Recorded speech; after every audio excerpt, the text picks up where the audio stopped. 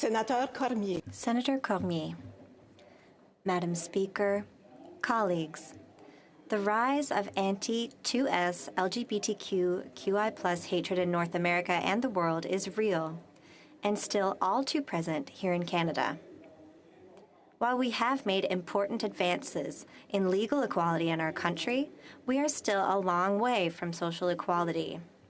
By an excessive and unreasonable fear of something that presents no danger is called a phobia.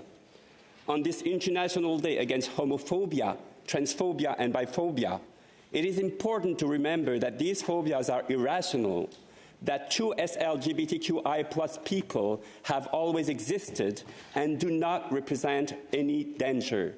And being a true LGBTQI+ person is not a disease nor an ideology, it is a human identity.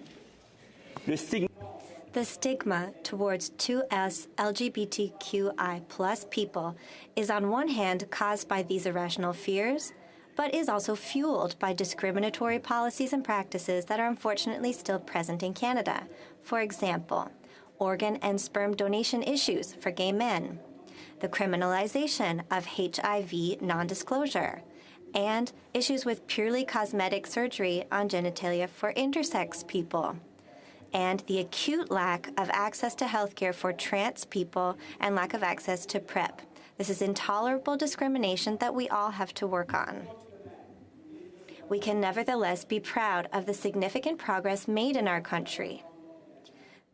And we have been able to have a record number of parliamentarians who are members of the 2S LGBTQI+ communities. I thank them for their support.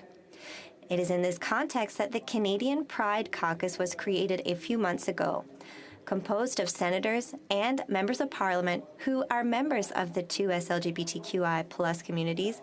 The main objective of the caucus is to work in a nonpartisan way to advance the rights of our communities in Canada and elsewhere, while ensuring an active dialogue with civil society organizations. In terms of human rights within its borders, it must show generosity and solidarity with communities abroad, such as those in Uganda and Nigeria, who are facing extreme discrimination and are working hard to advance LGBTQI+ rights, risking their own lives. As long as complete equity between the rights of all human beings has not been achieved, there will always be battles to fight. I salute all the organizations and individuals from civil society who work so hard to ensure the improvement of these rights in these communities. Working for the rights of 2S LGBTQI+ communities means to work for the rights of all human beings. Colleagues, let's take a step forward, celebrate our progress, of course, but more importantly, let's commit